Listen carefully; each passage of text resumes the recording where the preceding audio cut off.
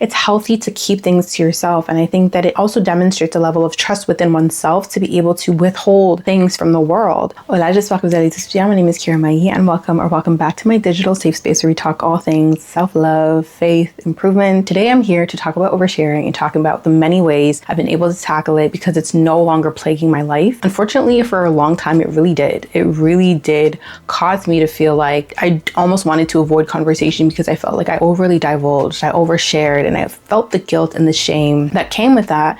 And it always made me feel so weak, and it always made me feel so impulsive. So if that's something that you've been struggling with, trust me, I know exactly what that's like, but it doesn't have to continue to be like that. I have the tips for you, so stay tuned. So of course, on this channel, what we love to do is define the simplest of terms because it's important to establish foundational knowledge on even the simplest terms. And I know it's already stated in the word oversharing. Obviously, you're sharing more than you need to, but I think a great way also to approach it is to understand the feeling that you experience when you've overshared, because that will really determine whether or not it's oversharing. The feeling that you get when you overshare is that of guilt, that of shame, regret, embarrassment. It's not a pleasant feeling. And I think that that's the best way to know whether or not you've overshared. Really look deep to figure out how you feel after having a conversation with someone. Are you proud and are you excited? Do you feel rejuvenated after having a conversation? Do you feel edified? Or do you feel depleted and drained and shamed? Do you feel naked? This is a lot of the times how we feel when we've divulged information that we wish that we could take back. And unfortunately, we can't. But this feeling is also our body's way of protecting ourselves from future scenarios, future conversations that we'll have. It also helps us be better at navigating conversations that might be heated. What really helped me with no longer oversharing is simply the fact that I assessed the group dynamic. I wanted to know what kind of a group setting I was in. Let's say you're in a group and you find yourself in the middle of a conversation and somebody asks you, so how much do you make? Or what are you doing this summer? Or whatever the question may be. I'm just throwing things out there. But when you're asked a question in a group setting, you'll oftentimes feel kind of backed up into a corner a little bit because here you are with this question. Everybody's awaiting a response. You don't want to seem rude and not respond. So you might start blurting things out and just saying things that you can't take back. And I want you again to take the time to assess the dynamic. There's no need to rush into answering a question. If you don't know or if you don't feel comfortable, you can say, I'm not sure. That should be your number one response when faced with a situation that you do not know how to handle. I don't know. I'm not sure. I'll think about it. Be creative in vagueness. You don't owe an explanation to somebody who's prying. If it's somebody who's genuinely well-meaning, that's different, but you will know when a person is wanting to ask questions just to keep tabs on you and they don't really have the best intentions. You know, tease them a little bit, give them a little something to, imagine. Why are you telling people the ins and outs of your intimate life, the ins and outs of your private life, the ins and outs of your bank account? That is nobody's business unless they're your partner. So we all have that very gut feeling. So it's important that you listen to that. If again, you feel backed up in a corner in front of this group of people and you're not ready to answer a question, I don't know, I'm not sure. What's the worst they're gonna do? Remove yourself from the mix, extract yourself. If you feel really uncomfortable, just leave. Find your exit strategy, figure out a way to remove yourself from that situation because you do not need to be in a situation that makes you uncomfortable. If you're in a workplace, then find other ways until you can actually make your exit. I remember one time, in the workplace, sometimes I get a bit too comfortable and they asked me about my age and I said, what do you want to know?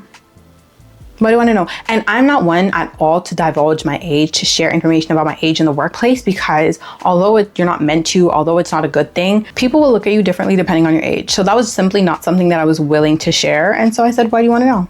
Oh, I just want to know if you were Gen Z, if you were... Doesn't really matter to me. There's always a way for a sweet escape. There's always a loophole. You do not have to fall for the bait.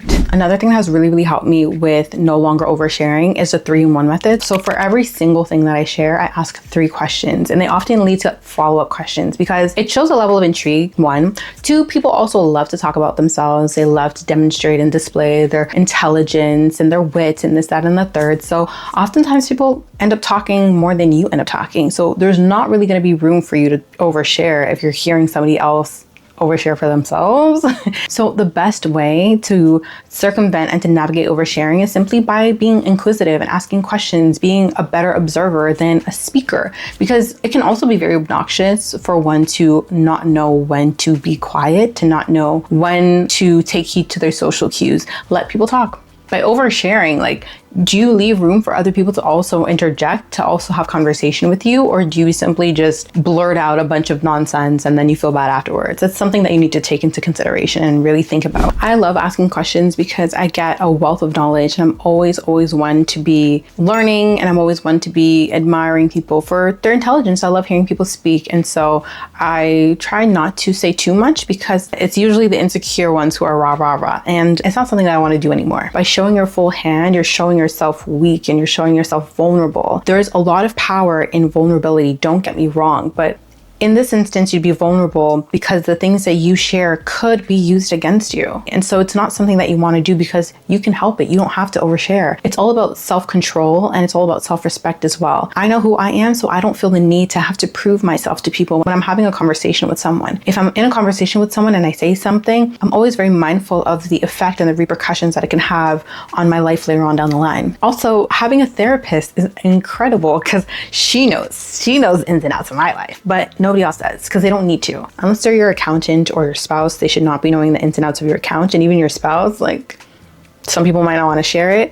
If it's not your therapist, there's absolutely no reason for them to know the ins and outs of your life, except even if they're your best friend. Actually, I was going to say your best friend could know, but even then, there are things that your best friend just shouldn't know. It's healthy to keep things to yourself. And I think that it also demonstrates a level of trust within oneself to be able to withhold things from the world. You can share bits and pieces of yourself to people. I think, again, it's very important to show yourself vulnerable and open and honest with people that you love, and when it warrants for you to do so. But to not know when to divulge certain information is very dangerous. And again, it can be held against you. So be mindful of that. There are so many professionals, there are so many people who can help you in various ways, but there's no need for you to feel the shame and the guilt from oversharing. People talk oftentimes about how people will use your past against you as kind of a barometer to see what you would tolerate, what you wouldn't tolerate. People are building a case either for you or against you. I pray that none of my videos be used against me, but it could be used out of context. You see it all the time on social media where people are saying things,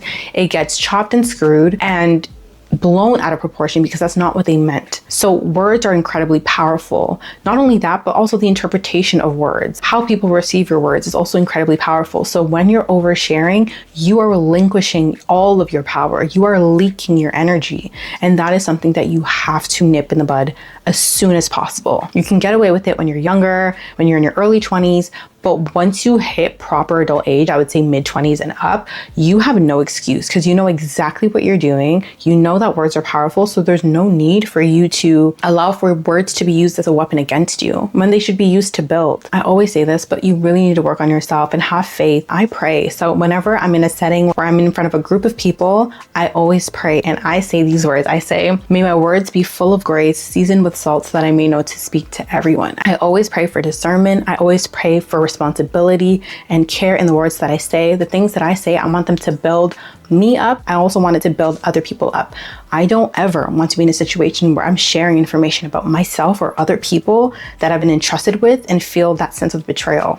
It's just not right. So that's pretty much all that I have. If this isn't your first time on YouTube, you know exactly what to do, but I thank you so much for watching. I'll talk to you the next time. Bye.